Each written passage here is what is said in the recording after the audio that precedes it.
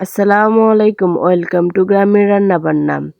তো বড় একটা বাড়িতে মাছ আনা হয়েছে, ভাবছেন কিভাবে রান্না করবেন?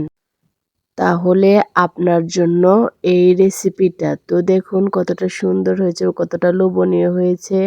বড় মাছ দিয়ে বা ছোট মাছ দিয়ে যে কোনো মাছ দিয়েই হোক এই রেসিপিটা আপনারা একবার ট্রাই করতে পারবেন।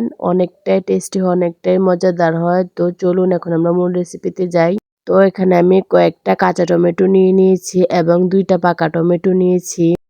এখন এখানে আমি কয়েকটা আলু লম্বা লম্বা করে কেটে সিদ্ধ করার জন্য বসিয়ে দিয়েছি। তো আমি আলুটাকে সুন্দর করে সিদ্ধ করে নেব।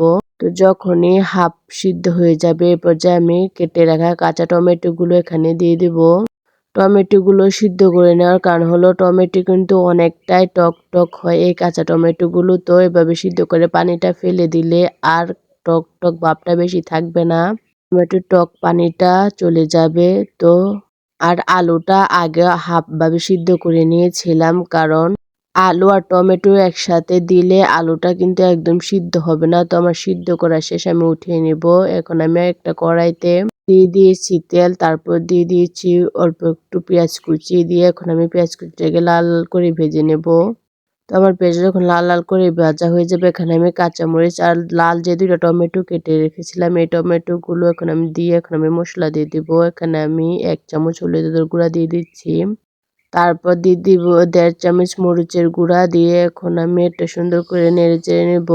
তো আমার এই মশলাটা লেগে যাচ্ছিল, তার জন্য এখানে আমি অল্প একটু পানি দিয়ে দিয়েছি। তারপর দিয়ে দিয়েছি হাফ চামচ জিরার গুঁড়ো ও স্বাদ মতো লবণ। এখন আমি এই মশলাটাকে সুন্দর করে কষিয়ে নেব। অবশ্যই ভালো করে কষিয়ে নিতে হবে। তো কষিয়ে নেওয়ার পর এখন আমি সিদ্ধ করে রাখা টমেটোগুলো এখানে দিয়ে দিব। টমেটো আর আলুগুলো এখন সুন্দর করে এগুলোকে মশলার সাথে মিশিয়ে নেব। মিশিয়ে তারপর কিন্তু আমি এই টমেটোগুলো সুন্দর করে কষিয়ে নেব।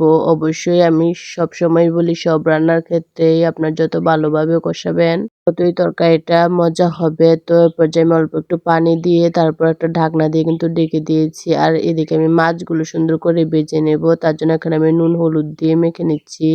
তারপর এখানে আমি কড়াই বসিয়ে দিয়েছি তেল দিয়ে। তারপর মাছগুলো এখন আমি কড়াইতে দিয়ে এখন সুন্দর করে এদিক দিয়ে ভেজে নেব।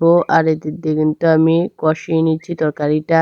আমি যেহেতু ২ চুলায় বসিয়েছি তার জন্য আমি ১ চুলায় মাছ ভেজে নিচ্ছি। আরেক দিক দিয়ে কিন্তু আমি তরকারিটা রান্না করে নিচ্ছি। তো দেখুন আমার রান্নাটা কিন্তু অনেকটাই সুন্দর হয়ে গিয়েছে। আর কষানোটাও কিন্তু অনেকটাই মাখো মাখো হয়ে গিয়েছে। তো দেখুন আমার কষানোটা হয়ে গিয়েছে। এখন আমি এখানে পরিমাণ মতো পানি দিয়ে দিব। তো এখানে আমি পরিমাণ মতো পানি দিয়ে এখন আমি মাছগুলোকে যে উল্টে পাল্টে সুন্দর করে লাল লাল করে ভেজে এখন আমি দিয়ে দিচ্ছি তরকারির মধ্যে। তো মাথাটা যেহেতু বড় তার জন্য কিন্তু আমি মাথাটা আলাদা একা ভেজে নিয়েছি সুন্দর করে লাল লাল করে, সবগুলো মাছের সাথে ভাজতে পারিনি। সুন্দর করে ভেজে এখন আমি মাথাটা তরকারির মধ্যে দিয়ে এখন আমি তরকারিটাকে ভালো করে সিদ্ধ করে নেব। অবশ্যই তরকারিটাকে ভালো করে সিদ্ধ করে নিতে হবে, না হলে কিন্তু অতটা মজা হবে না এবং মাথাটা এবং মাছগুলো ভালো করে সিদ্ধ হবে না। তো এখন আমি দিয়ে দেব উপর দিয়ে কয়েকটা ধনিয়া পাতা দিয়ে আরও আমি কয়েক মিনিট ফুটিয়ে নেব সুন্দরভাবে।